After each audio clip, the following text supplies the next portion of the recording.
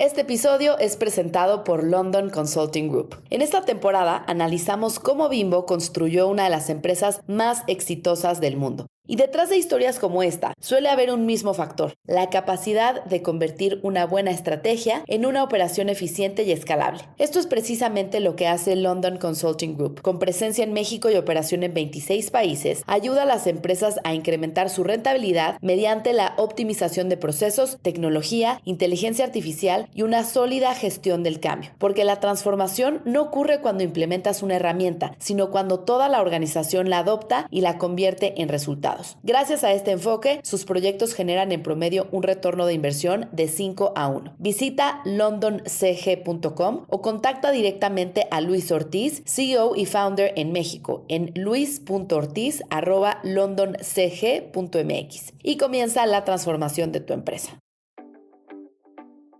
Hola, ¿qué tal? Yo soy Susana Sáenz y te doy la bienvenida a una nueva temporada de Arquitectura de los Negocios. Hoy vamos a contar la historia de una empresa que forma parte de la vida de millones de familias en México y el mundo, que fue fundada hace menos de 100 años y que, me atrevería a decir sin miedo a equivocarme, es una de las más grandes historias de emprendimiento de nuestro país, si no es que la más. Seguramente ya saben de quién estoy hablando. Grupo Bimbo, la empresa de panificación más grande de todo el mundo.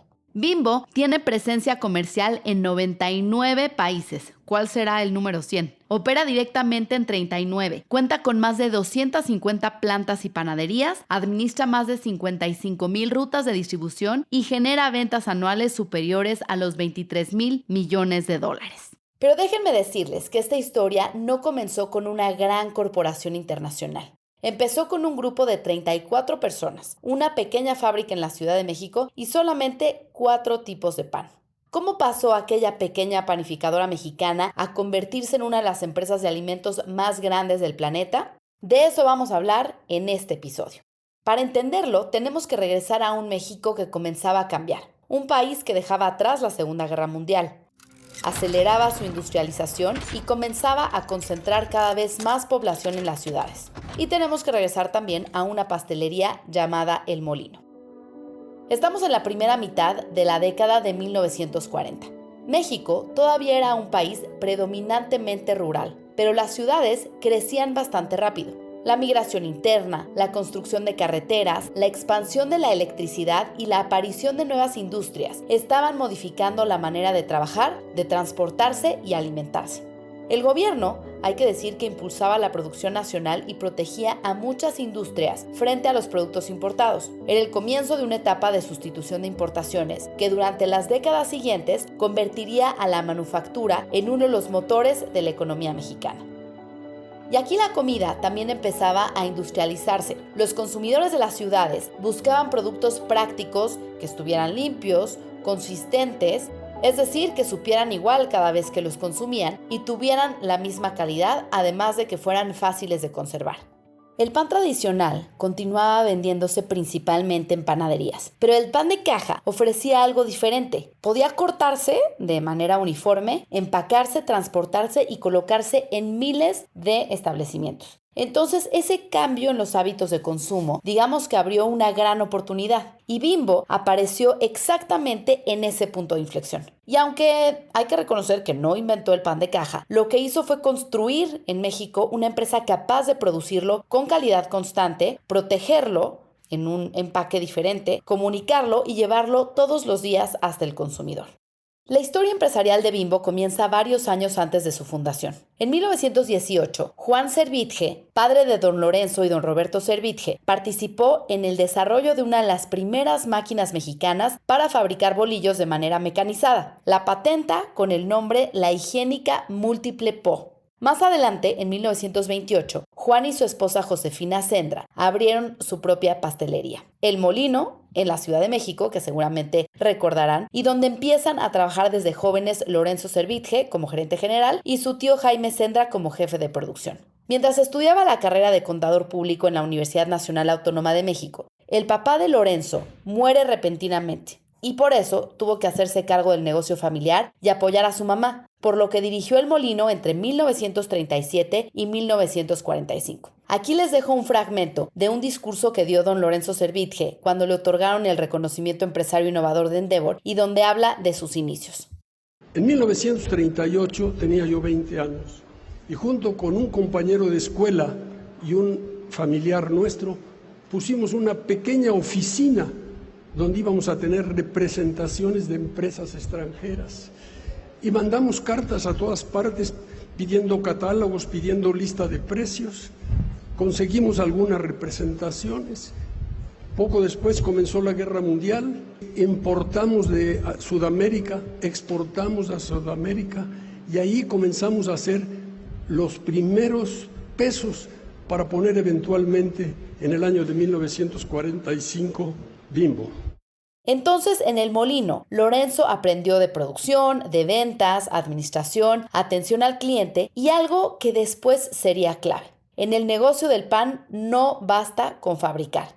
Que esté fresco, la presentación y la velocidad con la que el producto llega al consumidor son parte fundamental del negocio. En el molino, como les decía, trabajaba también don Jaime Sendra, responsable de producción, quien a principios de los años 40 encontró una oportunidad en la fabricación industrial del pan de molde. Su propuesta fue sencilla: ¿por qué no poner una fábrica de pan de caja? Pues esa idea terminaría creando una de las mayores multinacionales mexicanas. La idea de crear Bimbo fue concebida en 1941, cuando Lorenzo Servitje y Jaime Sendra todavía trabajaban en el molino.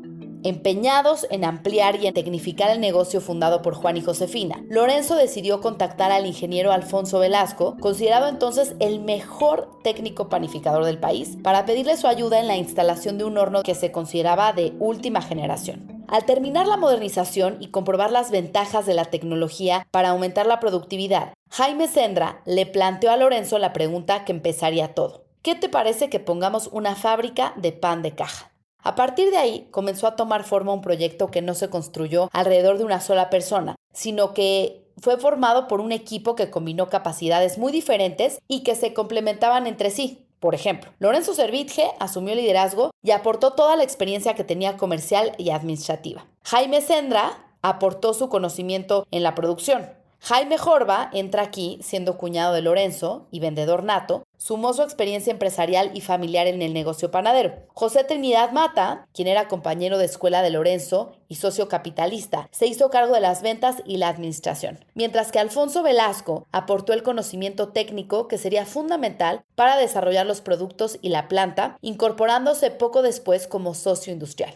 Y por último, no menos importante, Roberto Servitje, hermano menor de Lorenzo, quien tenía apenas 17 años, se incorpora al proyecto. Lorenzo tenía 28 y la propia historia corporativa lo reconoce como el primer colaborador de la empresa y lo incluye dentro del grupo de fundadores. Así que los 5 emprendedores junto con Velasco empiezan a juntarse todos los días, por ahí de las 10 de la noche, en casa de alguno de ellos, para definir, platicar y sentar las bases de lo que venía. Qué productos iban a fabricar, qué capacidad tendría la planta, qué maquinaria utilizarían, cómo construirían el sistema de distribución y también cómo captarían clientes, qué estrategia de publicidad seguirían y, por supuesto, las políticas, los puestos, los sueldos y algo súper relevante para la cultura que querían construir: el trato a las personas basado en un principio humanista y de profundo respeto. Y en ese sentido, el nacimiento de Bimbo creo que tiene cierta similitud con el de ICA, la constructora mexicana, fundada por esos mismos años por Bernardo Quintana, ya que en los dos casos el proyecto no fue solamente la visión de un líder, sino que su capacidad para reunir a los mejores talentos de su alrededor y convertir capacidades individuales en una empresa colectiva. Lorenzo Servitje fue sin duda el gran articulador de Bimbo, pero desde el principio entendió que para construir una compañía de esa magnitud necesitaba sumar experiencia comercial, técnica, administrativa, productiva y financiera. En uno de los libros que consulté para la investigación de esta temporada, escrito por don Roberto Servitje, cuando habla de la fundación dice, y cito textual: si bien no puedo darle a Lorenzo todo el mérito de la creación del grupo, sí puedo decir que fue su principal impulsor. Desde el principio existió una combinación de producto, ingeniería, ventas, administración y operación, y esa complementariedad sería una de las primeras piezas de la arquitectura de Bimbo. Y así es que Panificación Bimbo comienza operaciones el 2 de diciembre de 1945. Y parte de la historia de este equipo de emprendedores la conocí hace unos días que fui al Museo Interactivo Bimbo en la Ciudad de México, que les recomiendo mucho, donde nos recibió Karina Fogel, la directora general del museo. Y una de las partes que más me gustó es donde están las fotos de cada uno de los emprendedores y unos cajones con artículos personales. Por ejemplo, en el de don Roberto Servitje está su licencia de piloto privado porque él estudió aviación, algo que yo no sabía, y durante muchos años pilotó aviones. También tenía un cenicero de HBS, de Harvard. Y también Alfonso Velasco tenía un gansito en su primera presentación, porque recordemos que él lo diseñó. Y también estaba Jaime Jorba, del cual me contó Karina esta historia. En la sección de nuestros fundadores, cada familia nos ha donado, nos ha dado objetos personales, también para que conozcamos a estos fundadores, más allá de lo que fue su labor dentro de la compañía y su aportación a la empresa, ¿no? Entonces, por ejemplo, en el caso del señor Jaime Jorba, que él estaba a cargo de ventas, tenemos el suéter que él utilizaba cuando abrió la compañía para esas noches de frío que a veces se quedaban horneando y se quedaban preparando los pedidos para entregar al día siguiente, sobre todo en las fiestas de Navidad o de Año Nuevo. Y él con ese suéter dormía junto al horno, pero con ese suéter. Y es el suéter que tenemos en exhibición. La primera fábrica estaba ubicada en el número 117 de la calle 58 Norte, en la colonia Santa María Insurgentes de la Ciudad de México. La empresa tenía 34 trabajadores y fabricaba solamente 4 productos: pan blanco grande, pan blanco chico, pan negro de centeno y pan tostado, que en un principio se distribuían solo con 10 camiones repartidores, que de hecho 5 de ellos eran nuevos y los demás eran ambulancias o camiones repartidores de otras industrias. Todavía no vendían nada de pastelitos, botanas, tortillas, bollos o las decenas de marcas que vendrían después con Marinela y otras variantes de las que les platicaré más tarde. Pero aquí estamos hablando de solamente 4 variedades de pan. Sin embargo, esos panes incorporaban varias decisiones que los hacían diferentes. ¿A qué me refiero? La primera era la calidad uniforme. El consumidor debía encontrar el mismo sabor, tamaño y textura cada vez que comprara el producto. La segunda era la frescura. El pan tenía que producirse y distribuirse con suficiente rapidez para llegar en buenas condiciones al punto de venta. La tercera era el empaque y la cuarta, la marca. Y justo sobre el tema de la calidad del pan habló don Lorenzo Servitje en el evento de Endeavor. Hablando con Alfonso Velasco, cuando estábamos diseñando el panqué, le dije: Alfonso, no salen las cuentas, rebájale. Dice: le voy a contar a usted un cuento de la Edad Media en que un campesino fue con un sombrerero a que le hiciera una capucha y le dio el fieltro. ¿Qué pasó?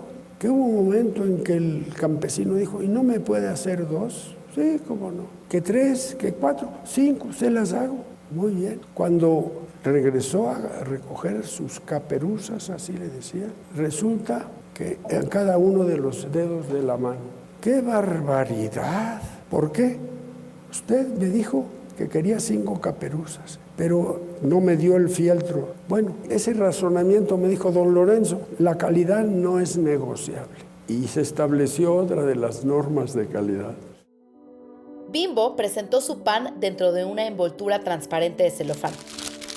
Actualmente les puede parecer un detalle X o normal que vemos en casi todos los productos de este tipo, pero en 1945 era una innovación comercial muy notoria, porque otros panes se vendían en envolturas en las que no se veía el producto, y el celofán permitía que el consumidor viera directamente lo que se iba a comer. Podía evaluar el color del pan y ver si estaba fresco antes de comprarlo.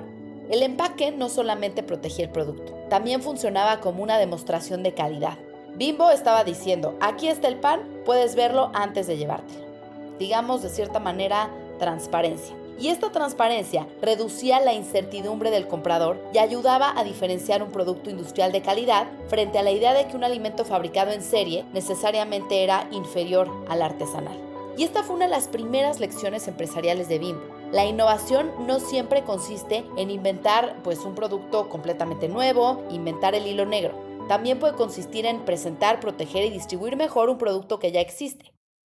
Ahora vamos un poco atrás con algunos antecedentes citados también en el libro de don Roberto llamado Bimbo, Estrategia de Éxito Empresarial, que por cierto, no sobra decir que lo recomiendo mucho para quien quiera pues de alguna manera entender con más profundidad la filosofía del grupo y los principios rectores, además de que trae muy buenas anécdotas narradas en primera persona por uno de sus fundadores. Entonces, para poner en contexto, el pan de caja fue traído a América por inmigrantes europeos y en algún momento se conoció como pan Pullman porque lo servían en los restaurantes de los carros de ferrocarril llamados Pullman. En México comenzó a ofrecerse a principios del siglo XX en el restaurante Stillvine y en los años 20 del siglo pasado, es decir, hace 100 años aproximadamente, hubo un emprendedor llamado Martín Velasco que instaló una fábrica y mandó a su hijo Alfonso a estudiar un curso de técnico en panificación al American Institute of Baking en Estados Unidos. Sin embargo, el emprendimiento no prosperó y la empresa quebró al poco tiempo, pero renació en 1926 como Pan Ideal. ¿Les suena? Pues bueno, esta panadería surge con nuevos propietarios que también arrancaron la pastelería Ideal, un negocio que los que nos escuchen en la Ciudad de México seguramente conocen y han consumido porque sí, hoy, 100 años después, Pan y Pastelería Ideal siguen funcionando con mucho éxito. Yo he probado la rosca de Reyes, que es buenísima. Y bueno, es en esa pastelería Ideal que nos platica don Roberto que su padre, don Juan Servitje, inmigrante catalán, empieza a trabajar. Trabaja ahí 2 años y decide independizarse y abrir su propia pastelería, apoyado por su mamá y su mujer, doña Josefina Sendra. Y es entonces que en 1928 nace la pastelería El Molino. En esa época, en Pan Ideal, trabajaba Alfonso Velasco como director técnico, el hijo del fundador que quebró en un inicio, que ya les platicaba. Don Roberto nos cuenta que en esa época tenían muchos problemas de calidad en Pan Ideal. Por su lado, en El Molino, don Lorenzo era gerente y su tío Jaime Sendra era el jefe de producción. Para 1941, la pastelería El Molino se amplió y modernizó para convertirse en la más grande y moderna de la Ciudad de México. Don Roberto narra, y cito textual su libro: participar en la fundación del grupo representó para mí todo un desafío, pues era muy joven, acababa de regresar de estudiar en Canadá y estaba estudiando por las noches en la Escuela Bancaria y Comercial cuando mi hermano Lorenzo me invitó a invertir en la empresa, con la advertencia de que tendría que echarle ganas al trabajo. Acepté su propuesta e incluso entré a trabajar a Bimbo antes que él, un 17 de septiembre de 1945. Lorenzo empezaría hasta diciembre de ese mismo año. Mi ingreso fue tan temprano que incluso el edificio aún estaba en construcción. Mi hermano seguía como gerente del molino y yo estaba en el grupo trabajando en el área de ventas. Los 2 supervisores visitábamos a pie a nuestros clientes en toda la Ciudad de México, creando rutas con el fin de investigar si había aceptación para ciertos productos. Cuando yo comencé a trabajar, el señor Velasco, que tenía una personalidad especial, conocimientos y diversas capacidades que hacen de él una maravilla, ya había empezado a instalar el nuevo equipo. La primera fábrica se construyó en la colonia Santa María Insurgentes, en la tercera parte de un terreno de 10,000 metros cuadrados que nos vendió el señor Daniel Montul, el suegro de Lorenzo. A los 2 años la empresa había crecido tanto que las instalaciones se tuvieron que ampliar y se utilizó otra tercera parte y 4 años después se tuvo que utilizar todo el terreno. Aquí cierro la cita.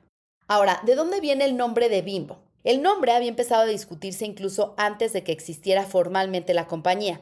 En una lista de propuestas, desde 1943, que encontré en un libro que pues escriben a partir del aniversario de 80 años de la compañía, aparecían opciones como Pan Rex, Pan Lirio, Pan Nieve, Pan Azteca y Pan SE, que eran las iniciales de nutritivo, sabroso y económico. Pero creo que estaba difícil de recordar y pronunciar. Entre todos esos nombres apareció Bimbo, marcado con un círculo. La propia empresa dice que en esa época tanto el juego de azar Bingo como la película Bambi eran muy populares, entonces hicieron un juego de palabras que terminó en Bimbo. Era un nombre breve, amable, fácil de pronunciar y fácil de recordar. Junto con el nombre aparece, por supuesto, el famoso osito Bimbo. Y este personaje, no sé ustedes, pero al leer esto me hizo mucho sentido porque ayudaba a comunicar limpieza, con su color blanco impecable, suavidad, cercanía y confianza. En lugar de presentar a la compañía como una fábrica fría e industrial, la marca le dio una personalidad bastante familiar. Y esta combinación fue especialmente poderosa. La planta y los procesos podrían ser industriales, pero la comunicación tenía que sentirse humana.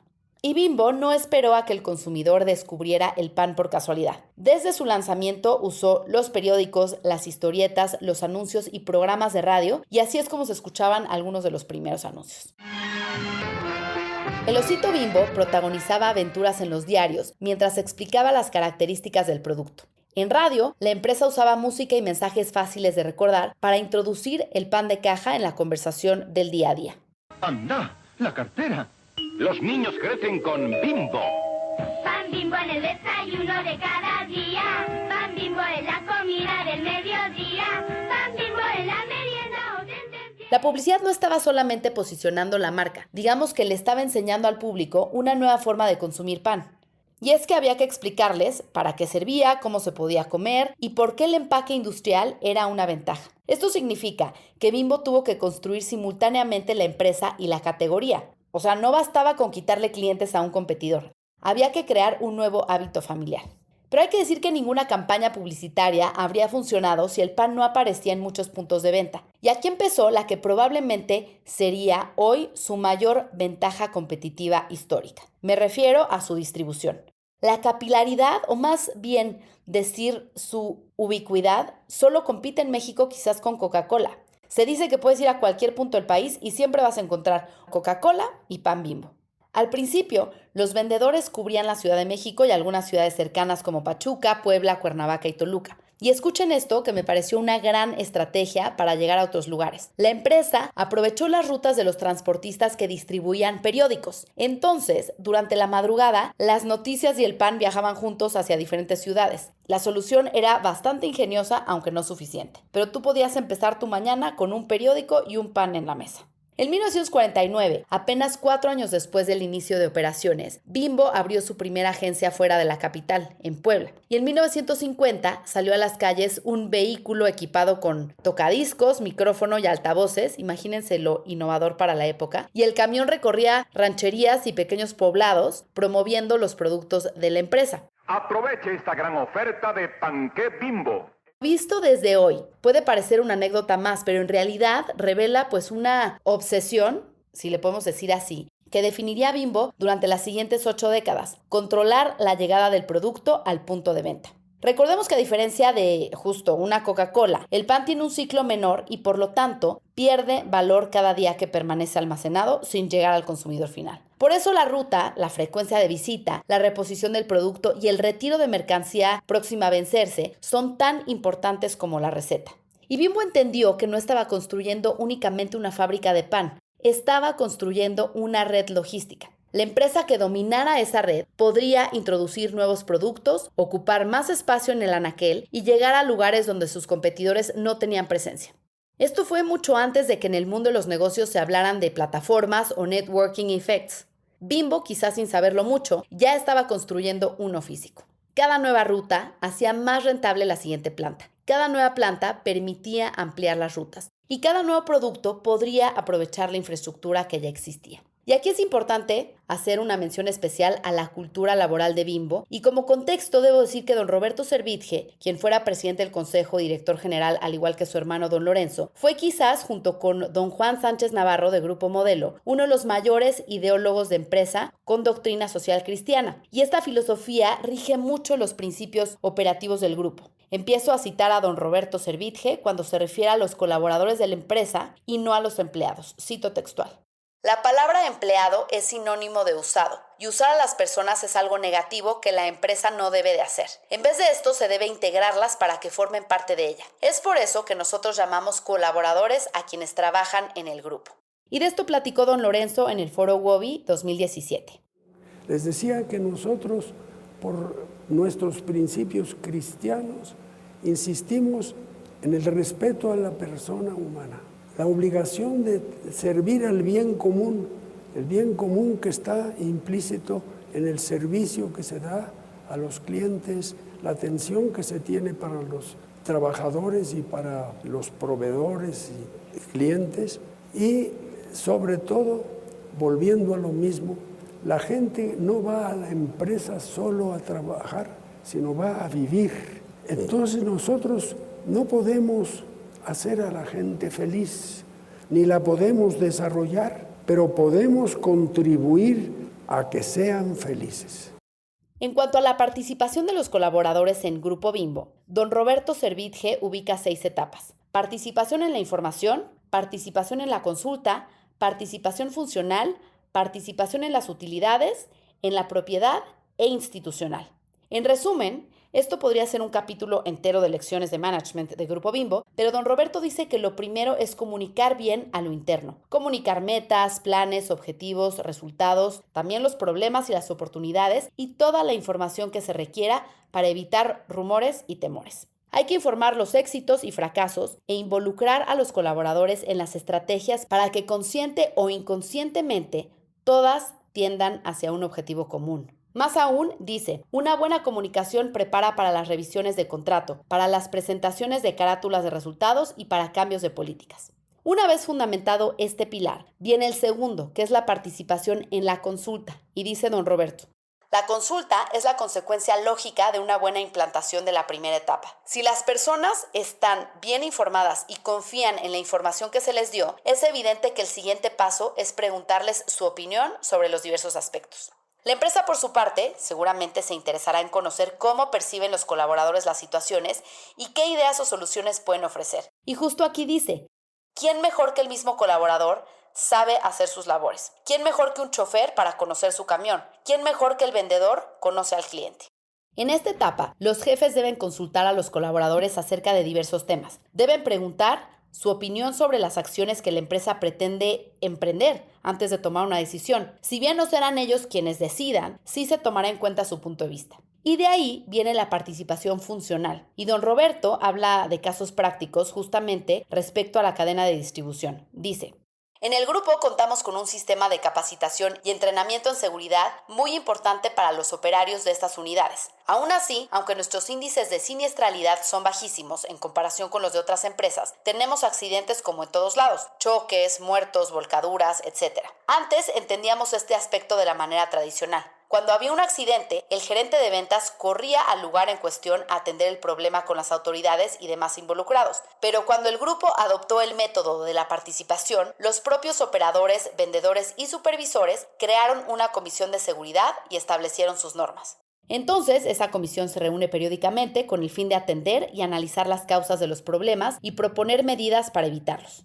La comisión de seguridad, en este caso, está integrada por colaboradores casi siempre sindicalizados y dice que en los centros de ventas, con 50 o 100 cajones cada uno, una comisión de seguridad se encarga de atender sus propios accidentes. Esto sin la necesidad del apoyo de un supervisor o un gerente. Después de la participación funcional, las 3 etapas siguientes profundizan el involucramiento del colaborador. Por ejemplo, la participación en las utilidades busca que los trabajadores compartan directamente los beneficios de los resultados de la empresa, vinculando su esfuerzo con el desempeño del negocio. Después, la participación en la propiedad. Esta va un paso más allá y busca que los colaboradores tengan una participación como propietarios para, fortalecer su sentido de pertenencia y compromiso a largo plazo con la compañía a través de una participación accionaria. Y la participación institucional implica incorporar la voz de los colaboradores a espacios más formales de la organización, donde puedan participar en asuntos que trascienden su función específica y contribuyan a las decisiones de la empresa. Y es así como la participación va evolucionando de informar y escuchar al colaborador a darle capacidad de decisión, compartir los resultados, hacerlo partícipe de la propiedad, que eso le da un mayor sentido de pertenencia, responsabilidad, compromiso y finalmente integrarlo en la vida institucional de la compañía. Y aquí les comparto una anécdota que contó don Lorenzo durante el foro de WOBI en 2017 que refleja cómo el trato a sus colaboradores, cómo los involucraba, los hacía realmente ponerse la camiseta y no quererse ir nunca de la compañía. Un vendedor nuestro que cumplió cerca de 40 años se retiró. A los 2-3 meses supo que había salido un nuevo uniforme para el personal. Nos dice: don Lorenzo, ¿me podrían regalar un uniforme? Pero Jesús, ¿por qué? No lo necesitas. No, es que quiero que me entierren con él. Cada vez que cuento eso se me enchina el cuerpo. Y aquí hay otra anécdota que me compartió Karina Fogel, directora del Museo Interactivo Bimbo, sobre sus colaboradores. Cuando hicimos la inauguración, que fue el 2 de diciembre del 2025, al día siguiente vino una persona, se apareció en el museo con un pin. Su papá y su tío habían trabajado en Bimbo, en el área de ingeniería. Habían trabajado en el montaje de las líneas en Marinela. Y el papá de este señor fue hospitalizado y don Lorenzo lo fue a visitar y le dio un pin que tenía don Lorenzo puesto y se lo deja como en señal de apoyo a la familia. Bueno, el señor desafortunadamente no se recupera y la familia conservó ese pin, y cuando se enteraron de que habíamos abierto el museo, el hijo vino, trajo el pin. Ahora, como toda historia empresarial, no todo fue a walk in the park, como dicen. Durante los años 50, los fundadores comenzaron a explorar categorías adicionales. Su origen como pasteleros los llevó naturalmente hacia los pasteles y los pastelitos. En 1954 realizaron pruebas con pequeños pasteles de sabores como naranja, fresa y chocolate. Pero para operar esa línea, constituyeron una empresa llamada Pavisa, Pastelería y Bizcochos S.A., que lanzó una marca llamada Cake, haciendo símil al nombre en inglés de pastel, pero mal escrito. Se escribía K-E-I-K. El proyecto no funcionó. Cake permaneció poco tiempo en el mercado y tuvo que ser sustituida. Y algo que quiero decir aquí es que este fracaso es importante porque rompe con la idea de que la trayectoria de Bimbo o cualquier empresa fue una sucesión perfecta de aciertos siempre, y como les decía, a walk in the park. La empresa aprendió lecciones. Puntualmente, el problema no estaba solo en el sabor, estaba en la ingeniería del producto. Los primeros eran difíciles de manipular y prácticamente imposibles de distribuir sin daños.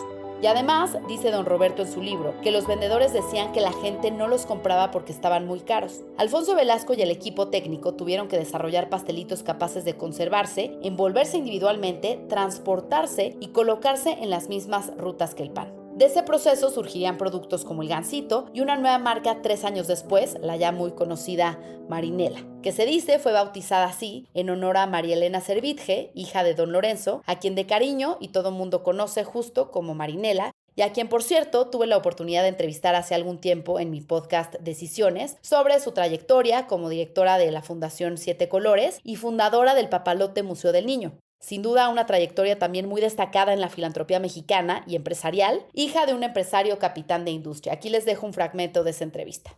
Siento una enorme satisfacción de que Bimbo haya y esté llevando pan, que es el alimento básico, además de las tortillas, podríamos decir, que sea una empresa que dé empleo a cientos de miles de colaboradores, que continúen con los valores de sus fundadores, la importancia de la persona en una empresa, los colaboradores, clientes, proveedores, el sindicato, que trabaja éticamente. Me alegra porque ese fue el legado de mi padre. Los directivos de la empresa lo han continuado, han llevado a Bimbo a ser la empresa número 1 de panificación en el mundo. Regresando entonces al nacimiento de Marinela, cuenta don Roberto que después de cambiar el formato de pastelitos redondos y más caros a un formato más pequeño y rectangular, una especie de mantecadas con crema y mermelada, que aunque no tenían envoltura, se llenaban de tierra en las tienditas de los pueblos y aún así se vendían. Entonces vieron algo y siguieron refinando hasta que sacaron 3 pastelitos: el Gansito, el Bombonete y el Nito. Los vendedores entonces los pedían como gazebos, por Gansito, Nito y Bombonete por charola. Pero poco a poco el gusto del público hizo que cambiaran sus pedidos de 5, 5 y 5 a 5 Gansitos, 2 Nitos y un Bombonete. Y eso seguramente estarán pensando, claramente hizo que se dieran cuenta cuál era el producto ganador. En este caso, el Gansito, que se vende hasta la fecha, y empezar a doblar esfuerzos alrededor de él. Es decir, otra vez lo que hoy conoceríamos como hacer un A/B testing, hicieron ellos en el mercado hace 90 años. Y una vez validados, se fueron por el que funcionaba. Y es aquí otra lección que don Roberto nos deja sobre cómo se tiene que ir refinando el producto y dejarlo indispensable sin perder el foco: el price point. Cito textual hablando el Gansito. La envoltura original era un capacillo con una pieza de cartón arriba que tenía un ojillo de metal para colgarlo. Costaba 80 centavos, lo que era carísimo. Después hubo que subirlo a $1. Cuando se tenía que subir a 1.10, dijimos no. Para no tener que aumentar el precio, comenzamos por quitarle el gafete y el arillo y empezamos a automatizar la producción, que entonces casi se hace a mano. La mermelada y la crema se agregaban con unas bolsas. Hoy incluso hay que decir que se acomodan automáticamente y ya no hay trabajo manual. Y es que habían llegado a ser 10 millones de gansitos en una semana. Me queda clarísimo que el Gansito nació como un ganador al que fueron arropando y cuidando. Concluye este capítulo mencionando don Roberto que en 2007, 50 años después de lanzado el Gansito, la Oficina de Correos de México publicó un timbre postal conmemorativo que los emocionó profundamente, ya que fue la primera vez en la historia de México que se emitió un timbre para honrar un producto comercial. Así que, sin duda, el Gansito forma parte ya de la historia contemporánea de México. Y un año después llegaría un nuevo desafío, la adquisición de los derechos para utilizar en México la marca estadounidense Sunbeam y una competencia cada vez más intensa en el mercado del pan empacado. Pero esa historia ya se las contaré en el siguiente episodio. Para los años 60, Bimbo ya había dejado de ser aquella empresa que apenas estaba arrancando. En solo 15 años, el negocio había crecido hasta tener 4 panaderías y 2 grandes marcas, Bimbo y Marinela, que ya llegaban a cientos de miles de consumidores en todo México. Y aquí empieza algo muy interesante. Lorenzo Servitje entendió que para seguir creciendo no bastaba con vender más pan, había que aprender a organizar el crecimiento. Así que en 1962 creó Central Impulsora, una especie de cerebro corporativo que se encargaría de la estrategia, la planeación y la asesoría del negocio, mientras Roberto Servitje tomaba las riendas de Bimbo como gerente general. Y aquí fue el momento en que Bimbo empezó a construir la estructura que necesitaba para convertirse en una empresa mucho más grande. De hecho, las primeras oficinas corporativas eran casi anecdóticas. Estaban en Polanco y ahí trabajaban apenas 5 personas, 3 directores y 2 asistentes encargadas de coordinar, supervisar y analizar prácticamente todo el negocio. Con el tiempo, esa pequeña oficina se convierte en un verdadero corporativo y en 1993 Bimbo estrena su propio edificio en Santa Fe. Y hay que decir que en medio de todo este crecimiento, Bimbo también decidió entrarle a un negocio que a primera vista tenía poco que ver con el pan. Me refiero a los chocolates y los dulces. En 1970, Fernando Servitje, el más chico de los hermanos, abrió una pequeña fábrica donde producía chocolates y productos a base de malvavisco. Bimbo vio rápidamente el potencial de ese mercado y apenas un año después compró la operación y lanzó Ricolino. Lo que quizá empezó como una pequeña incursión, terminó convirtiéndose en todo un negocio dentro del grupo. Llegaron Chocolates La Corona, Dulces Vero y muchas otras marcas que se convirtieron emblemáticas de nuestro país. Y Ricolino se convirtió en uno de los grandes referentes de dulces y chocolates en México. Y aquí viene la parte interesante de la historia, que seguramente si son suscriptores o suscriptoras de White Paper ya lo han leído en nuestro newsletter. Recordemos que más de 50 años después, Bimbo decide salir de este negocio. En 2022 vendió Ricolino y todas sus marcas a Mondelez International. Esto como parte de una estrategia que le permitiera concentrarse en todas las categorías donde quería seguir profundizando. Me refiero a panificación y botanas. Y creo que esto nos enseñó una lección sobre algo fundamental en los negocios. Saber cuándo entrar a una industria y décadas después, saber salirte. Vamos llegando al final de este episodio, donde para cerrar, pues creo que la fundación de Bimbo se puede resumir como la historia de uno de los empresarios que comenzaron a fabricar pan de caja en 1945, pero esta explicación se queda corta. El verdadero origen está en la integración, yo creo, de 4 elementos.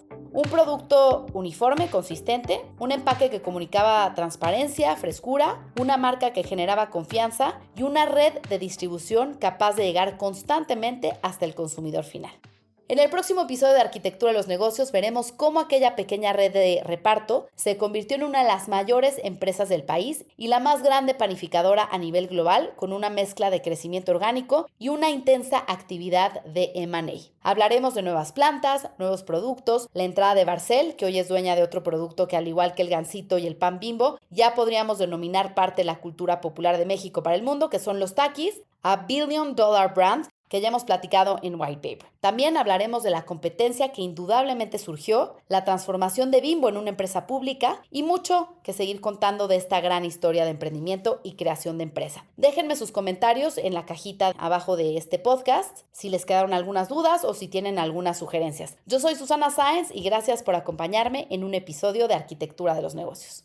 Este episodio es presentado por London Consulting Group. En esta temporada analizamos cómo Bimbo construyó una de las empresas más exitosas del mundo. Y detrás de historias como esta, suele haber un mismo factor, la capacidad de convertir una buena estrategia en una operación eficiente y escalable. Esto es precisamente lo que hace London Consulting Group. Con presencia en México y operación en 26 países, ayuda a las empresas a incrementar su rentabilidad mediante la optimización de procesos, tecnología, inteligencia artificial y una sólida gestión del cambio. Porque la transformación no ocurre cuando implementas una herramienta, sino cuando toda la organización la adopta y la convierte en resultados. resultados. Gracias a este enfoque, sus proyectos generan en promedio un retorno de inversión de 5-1. Visita londoncg.com o contacta directamente a Luis Ortiz, CEO y founder en México, en luis.ortiz@londoncg.mx y comienza la transformación de tu empresa.